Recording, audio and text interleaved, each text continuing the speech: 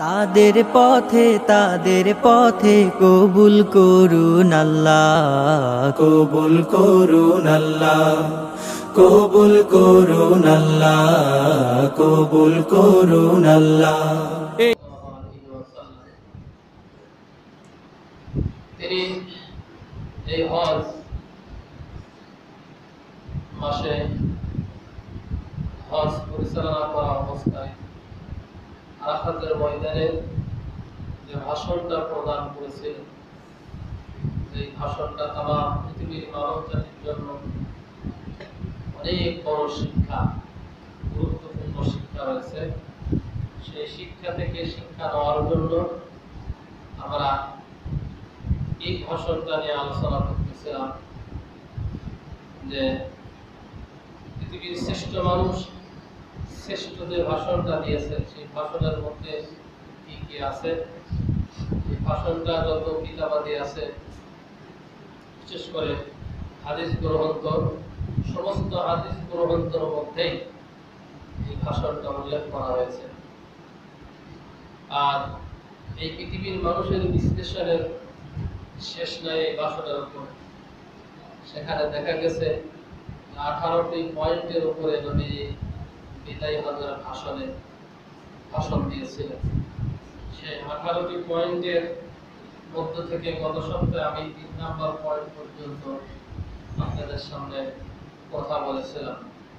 من أجل ذلك كتبنا على بني إسرائيل أنه من قتل نفسا بغير نفس أو فساد في الأرض فكأنما قتل الناس جميعا ومن أحياها فكأنما أحيا الناس جميعا إلى آخر الآيات। সূরাতুল মাইদার 32 নম্বর আয়াত থেকে আমরা আলোচনা করে শেষ করেছিলাম। মিন আজলি যালিকা কাতাবনা, আমি বনি ইসরাইলের জন্য এই মর্মে লিখে দিয়েছিলাম। কাতাবনা লিখে দিয়েছিলাম, ফাইনাল করে দিয়েছিলাম, সিদ্ধান্ত করে দিয়েছিলাম, রায় করে দিয়েছিলাম, একদম লিখিত রায় যে কোন মানুষ নিহত হলে নিহত তাকে হত্যা করা ছাড়া কোন মানুষ এই পৃথিবীতে যারা বিপর্য সৃষ্টি করবে, এই কারণ ছাড়া কোন মানুষকে যদি অন্যায়ভাবে হত্যা করা হয়, তাহলে সেজন্য তামাম পৃথিবীর মানব জাতিকেই হত্যা করে ফেলবে। আর কোন ব্যক্তি ওমান আহইয়াহা ফাকান্নামা আহইয়ান নাস জামিয়া, অন্যায় হত্যা হওয়া থেকে বাঁচালো, আল্লাহ রাব্বুল আলামিন বর্ণনা করেছেন যে সেজন্য তামাম পৃথিবীর সকল মানুষদেরকে সে বাঁচিয়ে দিল। সুবহানাল্লাহ। গত সপ্তাহে এখান থেকে আমরা আলোচনা শেষ করেছিলাম। এই আয়াতে কারিমার ভিতরে যেটা বোঝানো হয়েছে, আল্লাহ তাআলা মানব হত্যা করাকে জায়েজ করেছেন। সেটা বলেছিলাম 5টা কারণে। সেটা করবে গভর্নমেন্ট, কোন ব্যক্তি করতে পারবে না। ওই 5টা কারণ ছাড়া অন্যায়ভাবে কোন মানুষকে হত্যা করলে এই পৃথিবীর কাছে সেই ব্যক্তি হত্যাকারী হিসাবে বিবেচিত হবে, আর তার শাস্তি হবে কোরআনের ভাষায় রাষ্ট্রীয়ভাবে তার শাস্তি হবে মৃত্যুদণ্ড।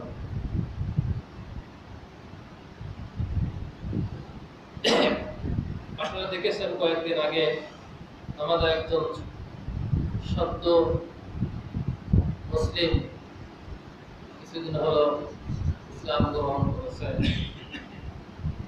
ভাই ওমর ফারুক, চট্টগ্রাম বান্দরবান পাহাড়ি অঞ্চলের চাকমাদের ভিতরে একজন, যত সম্ভব আর কি। সপরিবারে ইসলাম গ্রহণ করে তিনি দিনের জন্য মানুষের কাছে দাওয়াত পৌঁছেছেন। তার হাতে একটা নয়, দুইটা নয়, প্রায় 32টা পরিবারের সপরিবারের সকল সদস্য ইসলাম গ্রহণ করেছে। আপনারা জানেন আমাদের দেশের উপরে আন্তর্জাতিক একটা ষড়যন্ত্র আছে বহুকাল ধরে। গ্লোবাল বিষয় নিয়ে যারা চিন্তা ভাবনা করে না তাদের এই বিষয়টা বোঝা খুবই অত্যন্ত কষ্টসাধ্য ব্যাপার। তার ভিতরে একটা ষড়যন্ত্র হচ্ছে যে আমাদের মানচিত্র থেকে একটা অংশ চট্টগ্রামকে তারা আলাদা করে দিয়ে আলাদা একটা রাষ্ট্র প্রতিষ্ঠা করতে চায়। কি প্রতিষ্ঠা করতে চায়? কথা বলতে মনে হয় শান্তলার মাথায় তো যেটা ব্যক্তি তারা পাহাড়ি অঞ্চলে দস্যুরা তারা চায় এবং অন্যান্য রাষ্ট্রের বহু চক্রান্ত এবং বিভিন্নভাবে সেই সন্ত্রাসীদেরকে অস্ত্র অর্থ দিয়ে সহযোগিতা করা হয়। একদিন তারা শপথ করেছে যে একদিন না একদিন বাংলাদেশ থেকে আমরা আমাদের এই চট্টগ্রামকে আলাদা করে দেব। আপনারা পৃথিবীতে বহু মানুষের বহু সাংস্কৃতিক দেখবেন, যেমন শিখরা হাতে বালা পরে না, আর এক শ্রেণীর ভাইরা হাতে হাতে সুতো পরে, লাল সুতো নাকি হলুদ সুতো আছে পরে না, এরকম। এর সিগনিফিকেশনটা কি তো জানতে হবে, ইতিহাস জানতে হবে। ওনাদের হাতে বালা পরে কি জন্য?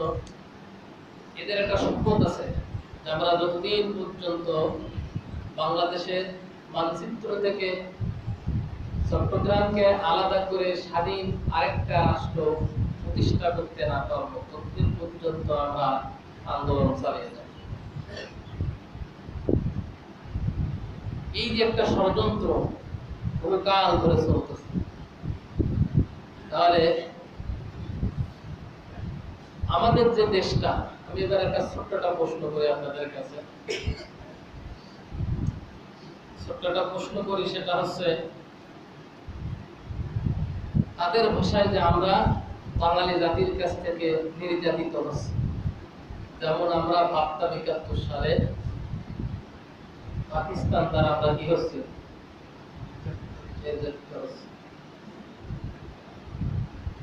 পুরা এরকম ভাবে। আর নির্যাতিত হচ্ছি বিধায় দেশকে বিভক্ত করা হলো। দেশ বিভক্ত করা যদি সওয়াবের কাজ হয়, তাহলে পরে চট্টগ্রামকে যারা বিভক্ত করতে চায় তাহলে বিভক্তর পক্ষেই থাকা লাগবে, ঠিক না? কথা বলেন না আমার জন্য।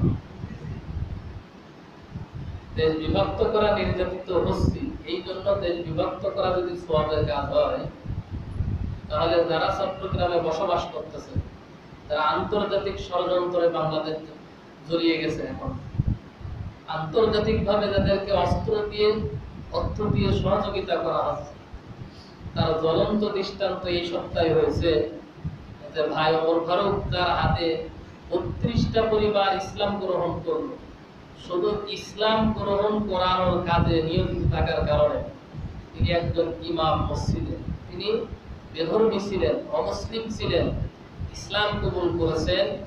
ইসলাম কবুল করার পরে তিনি তার নির্দিষ্ট জায়গায় ভূখণ্ডের উপরে ছোট্ট একটা মসজিদ নির্মাণ করেছেন এবং সেখান থেকে ইসলামের বাণী, ইসলামের দাওয়াত মানুষের কাছে পৌঁছাতেন। আর তার এই দাওয়াত পৌঁছানোর বরকতের কারণে পাহাড়ি অঞ্চলের একটা দুইটা নয়, প্রায় ৩২টা পরিবার ইসলাম গ্রহণ করেছে। কিন্তু তাদের সহযোগীরা যারা ইসলাম গ্রহণ করেনি, তারা এটা সহ্য করতে পারে। এজন্য নামাজরত করা অবস্থায় মসজিদের ভিতরে অথবা বাইরে যেটাই হোক আর কি, ইমাম সাহেবকে গুলি করে হত্যা করে ফেলা হলো। হত্যা করে ফেলা হলো অন্যায় ভাবে। আমি এই হত্যাকে বিষয়কে কেন্দ্র করে নিয়ে অন্যত্র চলে যাচ্ছিলাম আর কি। ইসলাম কোনোভাবেই অন্যায় হত্যা হওয়াকে, সে মুসলমান হোক সে অমুসলমান হোক, কোনোদিনও সাপোর্ট করে না। পরিষ্কার।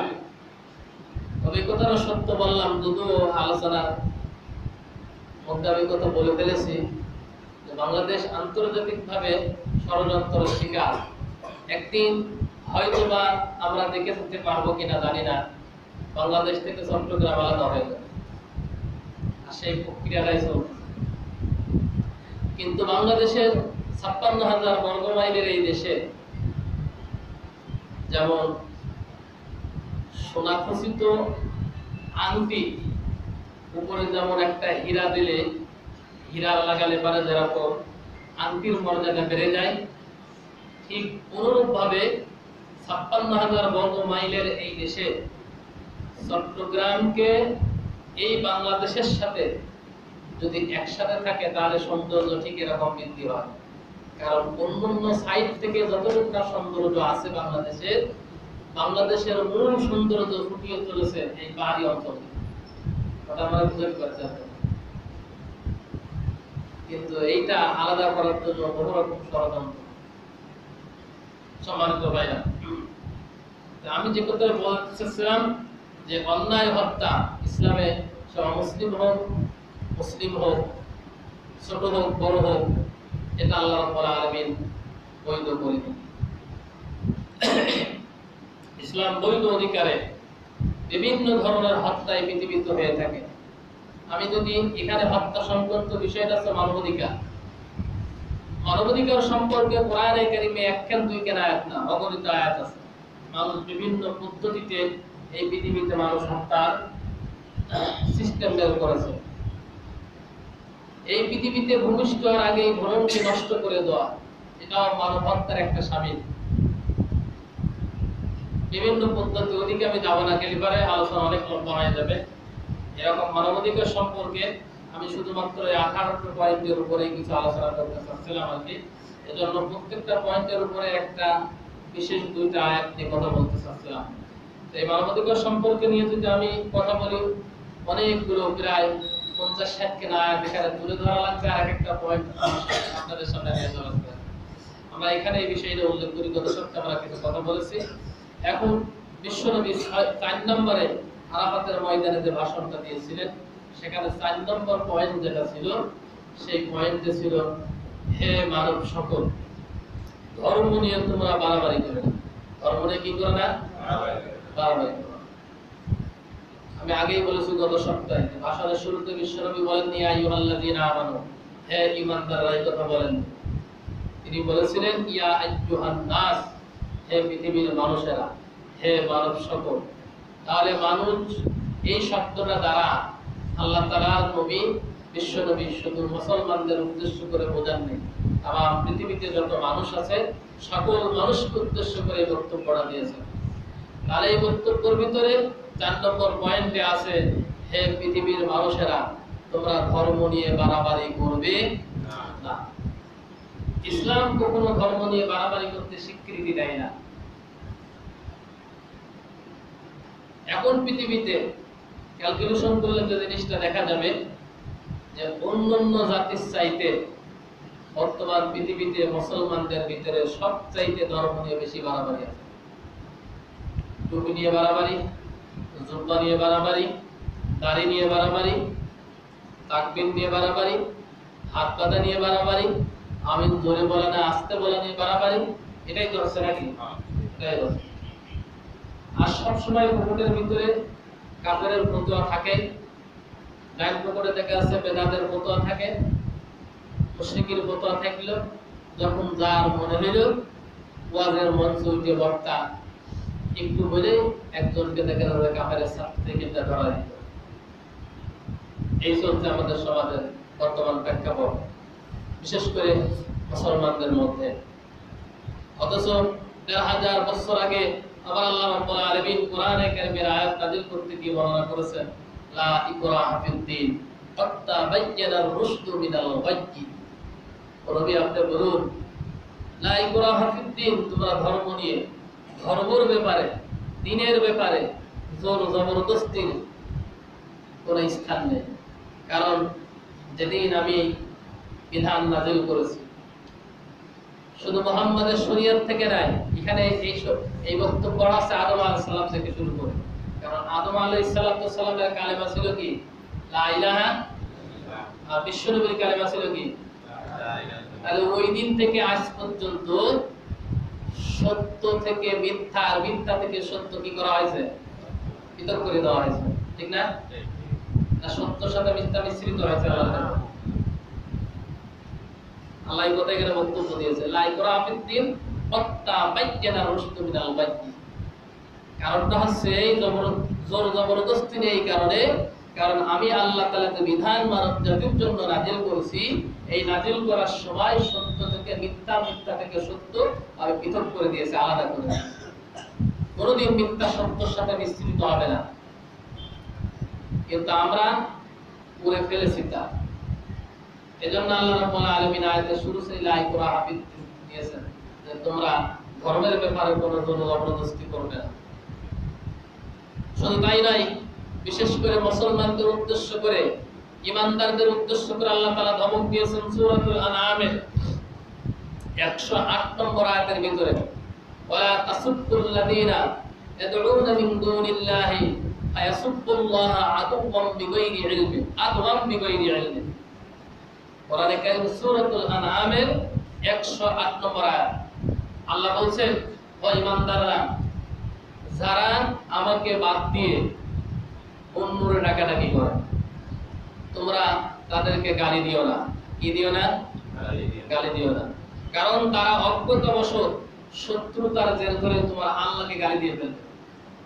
তার মানে এই পৃথিবীতে অন্যান্য ধর্মাবলম্বী লোকদেরকে আল্লাহ তাআলা মুসলমানদেরকে বর্ণনা করা হয়েছে, তোমরা তাদেরকে সম্মান করো। ওরা লাত, উজ্জা, কবুল, সরস্বতী, লক্ষ্মী ইত্যাদির পূজা করে, অন্যান্য ইত্যাদি পূজা করে থাকে। তুমি যদি তারে গালি দাও, বকা দাও, তাহলে সেই লোকটা কি করবে?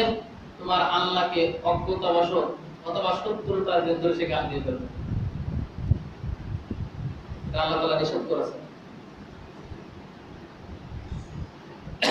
এমনকি আল্লাহ রাব্বুল আলামিন বলেন, ওয়ালা তুজাদিলু আহলাল কিতাবি ইল্লা বিল্লাতী হিয়া আহসান ইল্লাল্লাযীনা যালামু মিনহুম ইলা আখির আয়াত। কোরআনে মাজিদ সূরাতুল আনকাবুত 21 নম্বর পারার প্রথম নম্বর পৃষ্ঠায় আছে,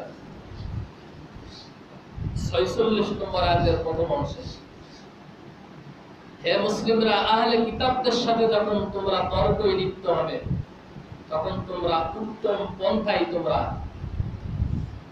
হিয়া আহসান, উত্তম পন্থায় তাদের সাথে তর্ক করো। তার মানে তর্ক করার সময় তোমরা মানদণ্ড নির্ণয় করে নাও। তোমার সাথে আমার সাথে যখন ঝগড়া বাঁধবে, কোনো বিষয় নিয়ে মতপার্থক্য বাঁধবে, তখন তুমি বলবে, ভাই অবশ্যই আমার আর আপনার ঝগড়ার মাঝখানে নিশ্চয়ই তো সমাধান দরকার, হয় আপনি জিতবেন না আমি জিতবো। বিষয়টা তো এরকম হবে নাকি? দুইজনই তো হারবে না, একজন জিতবে আর একজন কি হেরে যাবে। আপনি দোকানে বসে একজনের সাথে একজন ঝগড়া করছেন, ও বলছে তুই কি আমার চাইতে বেশি বুঝিস, আর একজন বলছে তুই কি আমার চাইতে বেশি বুঝিস। এই হচ্ছে আমাদের ঝগড়া ক্যালকুলেশন আর কি, ইত্যাদি ইত্যাদি। তখন তোমরা কি করবে? শুধু এখানে আহলে কিতাব নয়, এই পৃথিবীতে আগত সকল মানুষদের উদ্দেশ্য করে আল্লাহ তাআলা এই কথাটা বর্ণনা করেছেন। তুমি তখন বলবে যে আমরা যে দুইজন তর্ক করতেছি, এই তর্ক সমাধানের জন্য মানদণ্ড নির্ণয় করতে হবে। সেই মানদণ্ড কি? ওই কথাটা আল্লাহ তাআলা কোরআনে কারীমে সূরাতুন নিসার 58 নম্বর আয়াতে বর্ণনা করেছেন, আইন তানাযাআতুম ফি শাইইন ফারদ্দুহু ইলাল্লাহি ওয়ার রাসূলি ইলা আখির আয়াত। 58 নম্বর আয়াতের মাঝের অংশে আছে, যখন তোমাদের মাঝখানে কোনো বিভেদ তৈরি হবে, মতপার্থক্য তৈরি হবে, দলাদলি তৈরি হবে, কোনো বিষয় নেই, সেটা ধর্মীয় বিষয় হোক আর অধর্মীয় বিষয় নিয়ে হোক, তখন সেটা সলভ করার জন্য, সেটা সমাধান করার জন্য কোনো হাতে লাঠি নেওয়ার দরকার নেই, জোরে চিল্লানোর কোনো প্রয়োজন নেই। তুমি তারে বলো, আসো আমরা মানদণ্ড নির্ণয় করি। আর মানদণ্ড নির্ণয় করার জন্য কিভাবে পন্থা অবলম্বন করতে হবে, ওই কথাটা আল্লাহ তাআলা সূরাতুন নিসা 58 নম্বর আয়াতের মাঝের অংশ বলে দিয়েছেন। সেটা হচ্ছে তোমরা ফিরে যাও, ফাইন তানাযাআতুম ফি শাইইন ফারদ্দুহু ইলাল্লাহি ওয়ার রাসূলি, তোমরা আল্লাহ তার রাসূলের দিকে ফিরে যাও। এখানে আল্লাহ তার রাসূলের দিকে ফিরে যাওয়ার অর্থ হচ্ছে তোমরা আল্লাহর দিকে ফিরে যাও, মানে কোরআনের দিকে ফিরে যাও, আর রাসূলের দিকে ফিরে যাওয়ার অর্থ হচ্ছে হাদিসের দিকে ফিরে যাও। তাহলে এখানে আমাদের মানদণ্ড হবে হাদিস আর কোরআন। মানদণ্ড কি হবে? হাদিস আর কোরআন। যখন একজনের সাথে তর্ক হবে, আমরা যদি তর্ক করার আগে যদি মানদণ্ড নির্ণয় করে নিই যে আমি বললে সঠিক হবে আমি এই যুক্তিতে বিশ্বাসী না, আপনি বললে সঠিক হবে এই যুক্তিতে হবে বিশ্বাসী না, আমার এই কথাটা যদি কোরআন সাপোর্ট করে তাহলে ভাই আমরা দুইজন মেনে নেব, আমার কথা যদি সাপোর্ট না করে আপনারটা করে তাহলে আমি মেনে নেব। কথা তো এরকম হবে নাকি? তাহলে কি জ্ঞানজাম থাকবে? কথা বলেন না কেন? জ্ঞানজাম থাকবে। কিন্তু দেখা যাচ্ছে যে কথার আগে যদি হাত চলে তাহলে তো বিপদ নাকি? কথার আগে কি হাত চলে বিপদ। তাহলে ইসলাম সমাজে, এই সমাজে শান্তি প্রতিষ্ঠার জন্য আল্লাহ তাআলা কঠোর রকম পদ্ধতি নাযিল করেছেন। এজন্য নবীজি বিদায় হজের সময় এই ভাষণটা দিয়েছিলেন, ও পৃথিবীর মানুষেরা খবরদার তোমরা ধর্ম নিয়ে বাড়াবাড়ি করবে না, কারণ সত্য থেকে মিথ্যা, মিথ্যা থেকে সত্যকে আমি কি করেছি? আলাদা করে ফেলেছি। সমাধান দরকার। সমাধানের জন্য এমন একটা কিতাব বর্ণনা করে সামনের দিকে আসতে, ওই 18টা পয়েন্টের ভিতরে আরেকটা বিষয় আছে। তো আমি তোমাদের জন্য দুইটা জিনিস রেখে যাচ্ছি। এখন তো আমরা দুইটা জিনিস তালাশ করি খুব কম। বাইরে গেলে আগে গোষ্ঠী তালাশ করি, ঠিক না? সত্য বলছে না মিথ্যা বলছে, এটাই বাস্তবতা। আমি মানে কাউকে ইন্ডিকেট করার জন্য বলছি না। আমি কেন বলছি যে আমি এই যে দাঁড়িয়ে এখানে কথা বলছি, হঠাৎ করে হয়তো আসর সম্বন্ধে ইমাম সাহেব পড়ে গেছে, হতে পারে কি পারে না? এই দুনিয়ায় তাহলে আমার এই যে 30, 40, 60 বছর মনে আপনার 50, 60, 70 বছরের কি মূল্য? আল্লাহর কাছে আমার মূল্য হচ্ছে আমার জীবনের ঈমান আর আমল। আমি সঠিক নীতির উপরে যদি না থাকতে পারি, অন্যায় অপকর্ম করে দুনিয়ার মুখ থেকে বিদায় হয়ে চলে যায়, তাহলে তো আমার কোনো মূল্য আছে? কোনো মূল্য। এইভাবে চিন্তা করতে হবে। তাহলে আমরা এখানে বলতেছিলাম ধর্ম নিয়ে কখনো বাড়াবাড়ি করা যাবে না, কোনো দলাদলি করা যাবে না। ইসলামে দলাদলি করা হারাম, কোনো গ্রুপিং তৈরি করে দেওয়া হারাম। সূরাতুর রুমের 32 নম্বর আয়াতে আল্লাহ এই কথা বলেছেন, মিনাল্লাযীনা ফাররাকু দীনাহুম ওয়া কানু শিয়া কুল্লু হিজবিন বিমা লাদাইহিম ফারিহুন। এই পৃথিবীতে প্রত্যেকটা লোকই প্রতিটা নীতির উপরে জীবন পরিচালনা করে আর নিজেই নিজেকে মনে করে সে সঠিক মতবাদের উপরে দাঁড় করে আছে। কিন্তু কোরআন বলছে না, সঠিক মতবাদ সবাই দাঁড় হয় না। সঠিক মতবাদের উপরে আল্লাহ রাব্বুল আলামিন জানেন কে দাঁড়িয়ে আছেন। এজন্য ধর্ম নিয়ে বাড়াবাড়ি করা যাবে না।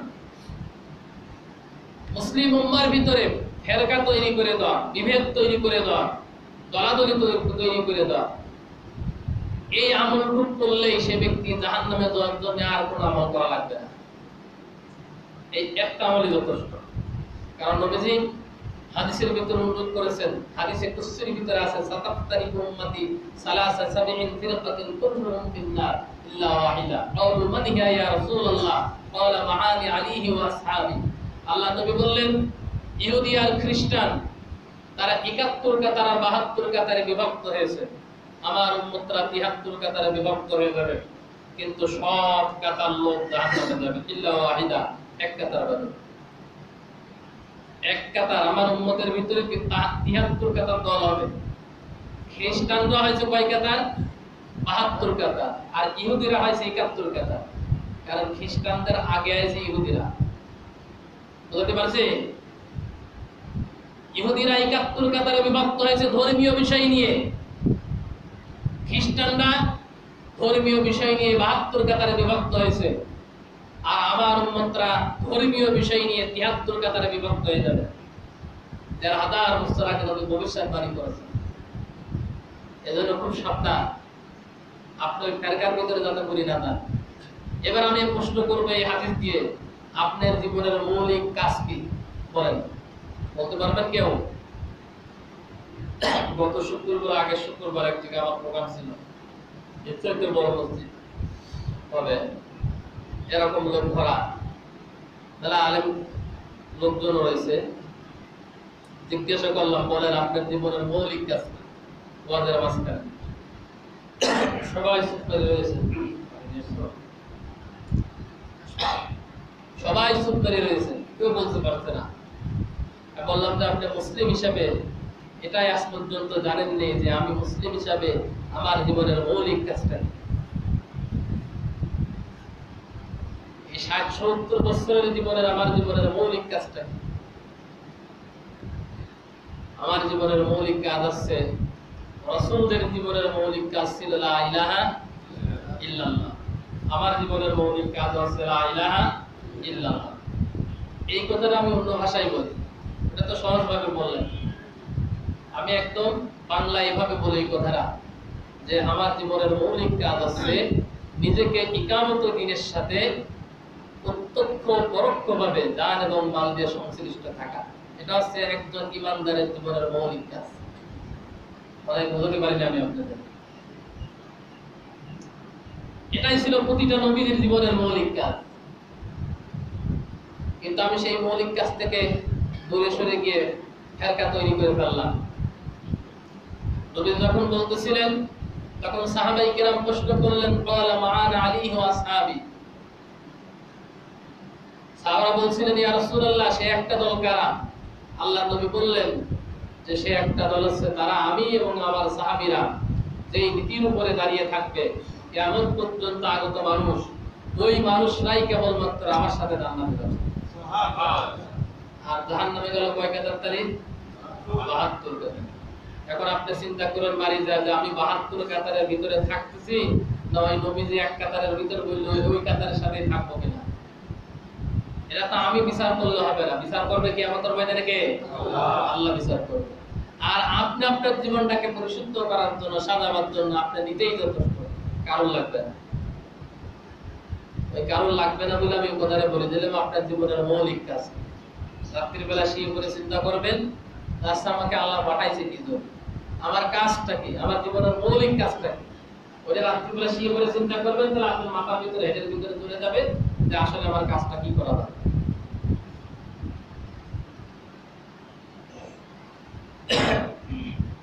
আমরা এই পয়েন্টটাকে এখানে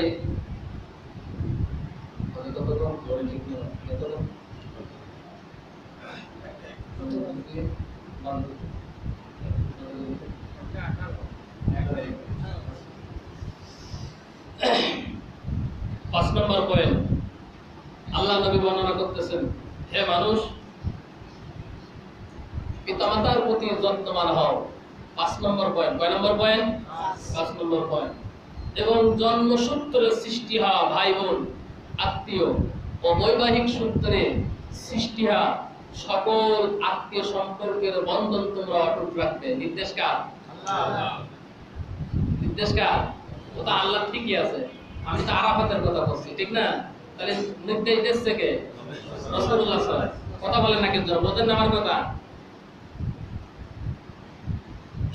নবীজি বলতেছেন, তোমরা তোমাদের পিতামাতার প্রতি যত্নবান হও। জন্মসূত্রে সৃষ্টি হওয়া ভাই বোন, আত্মীয়স্বজন ও বৈবাহিক সূত্রে সৃষ্টি হওয়া সকল সম্পর্কের সাথে তোমাদের সম্পর্ক অটুট রাখো। খবরদার তোমরা আত্মীয়তার সম্পর্ক ছিন্ন করবা না। লা ইয়াদখুলুল জান্নাতা হাত্তা, নবীজি বলেছেন জান্নাতের নেমপ্লেটের গায়ে কিয়ামতের ময়দানে লিখে দেওয়া হবে, কোন আত্মীয়তা ছিন্নকারী জান্নাতে যাবে না। কথা কি বুঝাতে পারছি আপনি?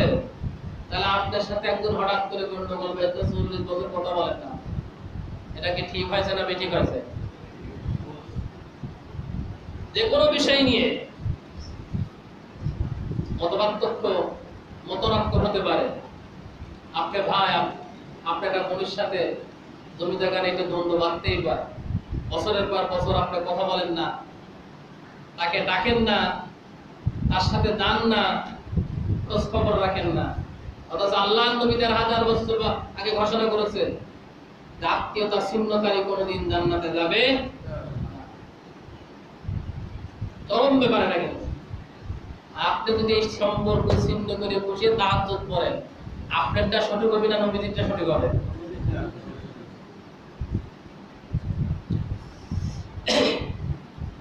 পিতামাতার জন্য খেদমত করতে হবে, এটা তো আল্লাহ কর্তৃক সিদ্ধান্ত নাকি?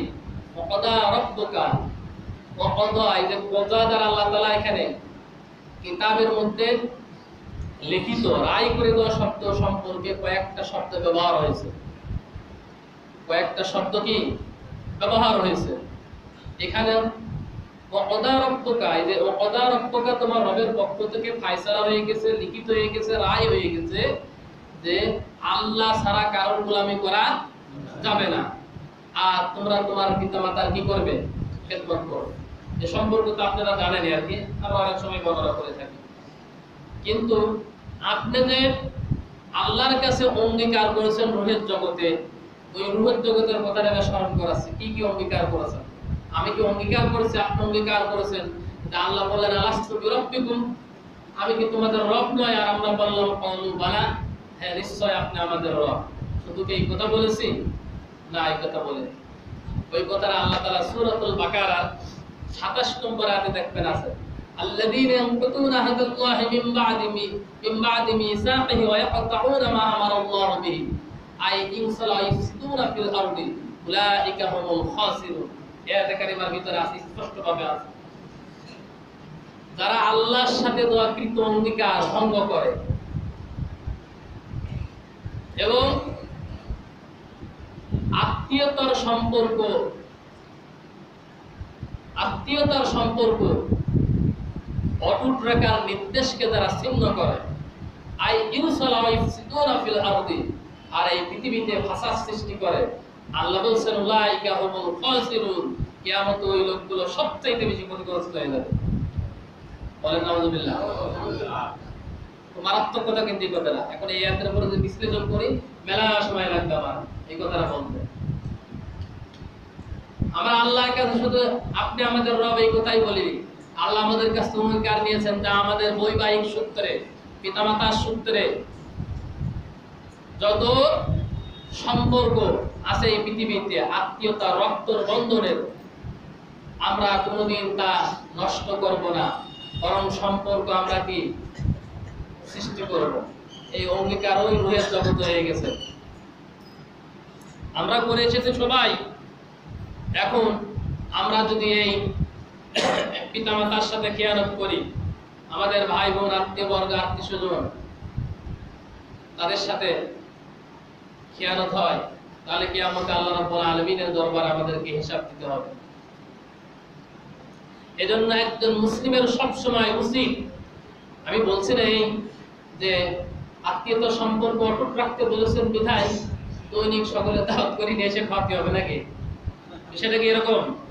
সেটা এরকম নয় যে আসবে অবশ্যই তাকে মেহমানদারি করাবেন, ইচ্ছায় আসলেও করাবেন, খোঁজ খবর রাখবেন, আপনিও তাদের অনেকে যাবেন, আপনিও তাদের অনেকে যাবেন। একবার এক মসজিদে গেলাম, ইমাম সাহেব বলতেছে যে ভাই মসজিদ ম্যানেজিং কমিটি ছুটি দিচ্ছে। গেলাম কেন? বললাম যে আমি আত্মীয় বাড়ি যাবো, ছুটি দিচ্ছেন। বললাম যে তুমি যা বলো, আপনি যদি আমাকে ছুটি না দেন আত্মীয় বাড়ি বেড়ানোর জন্য, তাহলে আমার পিছনে নামাজ পড়া আপনাকে দায় হবে না। কথা বলে বোঝাতে পারছেন? ইমাম সাহেবের যে আত্মীয়তার হক নষ্ট করতেছে, তো পিছনে নামাজ পড়া দায় আছে? একটু রহস্য করে বললাম। এরকম যেন আমরা না করে ফেলি, এই ব্যাপারে আমরা সতর্ক থাকি আর কি। আত্মীয়তার সম্পর্ক খুব গুরুত্বপূর্ণ সম্পর্ক। যদিও কি আমাদের ময়দানে আত্মীয়তার কোনো মূল্য থাকবে না, পিতা তার সন্তানকে পরিচয় দেবে না, সন্তান তার পিতাকে পরিচয় দেবে না, বন্ধু তার বন্ধুর পরিচয় দেবে না। কিন্তু এই দুনিয়ায় থাকা অবস্থায় আল্লাহ তাআলা আত্মীয়তার বন্ধনটা অটুট রাখার জন্য আল্লাহ তাআলা এই নির্দেশ প্রদান করেছেন। সুতরাং তার নির্দেশকে ফলো করা, মানা আমাদের জন্য কি অপরিহার্য দায়িত্ব আর কি। এরপরে শুধু তাই নয়, সামাজিক আত্মীয়তা আছে কিছু, সামাজিকতা। ছোট্ট একটা ঘটনা বলে আলোচনা শেষ করে দেবো। হযরত আবু বকর রাদিয়াল্লাহু তাআলার ঘটনা, সূরাতুন নূরের 22 নম্বর আয়াতে দেখবেন এই ঘটনাটা আছে, তাফসীরের ভিতর উল্লেখ করা আছে। আবু বকর একজন কৃতদাস পুষতেন, তাকে রক্ষণাবেক্ষণ করতেন, খাবার দাবার পোশাক আশাক যা কিছু দরকার, এক কথায় একটা চাকর রেখেছিলেন। কি রেখেছিলেন? চাকর রেখেছিলেন। বনি মুস্তালিক যুদ্ধের পরে বিশ্বনবী যখন ফেরত আসলেন, বনি মুস্তালিক যুদ্ধ ফেরার পরে আল্লাহ রাসূলের ছোট স্ত্রী মা আয়েশা সিদ্দিকা রাদিয়াল্লাহু তাআলা আনহার চরিত্র নিয়ে একটা কুৎসা রটনা করা হয়েছিল। এই কুৎসা রটনাকারীদের মধ্যে এই আবু বকর রাদিয়াল্লাহু তাআলা আনহু চাকর জড়িত ছিলেন। কি ছিলেন? আমি মানে বুঝাতে পারিনি আপনাদের। আবু বকর রাদিয়াল্লাহু তাআলা আনহুর চাকর জড়িত ছিলেন এই কুৎসা রটনাকারীদের ব্যক্তিদের মধ্যে। যতগুলো ছিল আব্দুল্লাহ বিন উবাইয়ের সাথে এরা কুৎসা রটনার সাথে জড়িত ছিলেন, তার ভিতরে সে একজন। কিন্তু হঠাৎ করে আবু বকর রাদিয়াল্লাহু তাআলা আনহু দেখতে পেলেন, শুনতে পেলেন যে তার চাকরের সাথে জড়িত। এবার আমি আপনাদেরকে প্রশ্ন করি যে আপনার বাড়িতে একজন কর্মচারী বসেন, হঠাৎ করে একদিন শুনতে পেলেন যে ওই কর্মচারীটা আপনার মিয়ার নামে বদনাম করে বেড়াচ্ছে, আপনার মাথা ঠিক থাকবে? বলেন ঠিক থাকবে না, জীবনও ঠিক থাকবে না, আপনার মাথা ঠিক থাকবে না। এতবার আসপদ্দা সে আমার মেয়ের নামে বদনাম করে বেড়ায়, তখন যা মনে হবে তাই করবেন। আবু বকর রাদিয়াল্লাহু তাআলা একজন মানুষ হিসেবে তাই করে ফেললেন। তিনি অঙ্গীকার করে ফেললেন আমি তাকে রাখবো না, তাকে সাহায্য সহযোগিতা করব না, খেতেও দেবো না, এই কথাটা বলে ফেললেন। আল্লাহ তাআলা আয়াত নাযিল করলেন, তোমাদের মধ্যে বলেছে অন্যায় এবং পাপ করার কারণে তাদেরকে সাহায্য করবে না, সঙ্গে রাখবে না, খেতেও দেবে না। ঠিক আমি যেটা বর্ণনা করতেছি পড়বেন বাড়িতে। আল্লাহর নবী যখন এই আয়াতটা বললেন, আবু বকর রাদিয়াল্লাহু তাআলা আনহু দৌড়িয়ে আসলেন। তিনি আয়াত শোনার পরে নিজেকে পরিশুদ্ধ করে দিয়ে বললেন, ইয়া রাসূলুল্লাহ, আমি আল্লাহর কাছে তওবা করতেছি, এরকম অঙ্গীকার করে দেন কি? করব না। আমাকে একজন, আমার পরিবার নিয়ে একজন কুৎসা রটনা করেছে, আর তাকে আমি কি করব না, মানে অনুদান দেব না, তাকে সহযোগিতা করব না। ইসলাম এরকম নীতিতে বিশ্বাসী নয়। ইসলাম কত বড় উদাহরণ, বুঝতে পারছেন বিষয়গুলো? একজন শত্রুকেও সহযোগিতা করার জন্য ইসলাম কি অনুমোদন দিয়েছে। এজন্য ওয়ালিমান খাফা মাকামা রাব্বিহি জান্নাতান ফাবিআইয়ি আলাই রাব্বিকুমা তুকাজ্জিবান। আবু বকরকে লক্ষ্য করে আল্লাহ নবী বললেন, কারোর জন্য যদি একটা জান্নাত বরাদ্দ হয়, আল্লাহ তোমার জন্য দুইটা জান্নাত বরাদ্দ করেছে। জোরে বলুন সুবহানাল্লাহ। আমাদেরকে এরকম নমনীয় হওয়া শিখা লাগবে। আল্লাহ তাআলা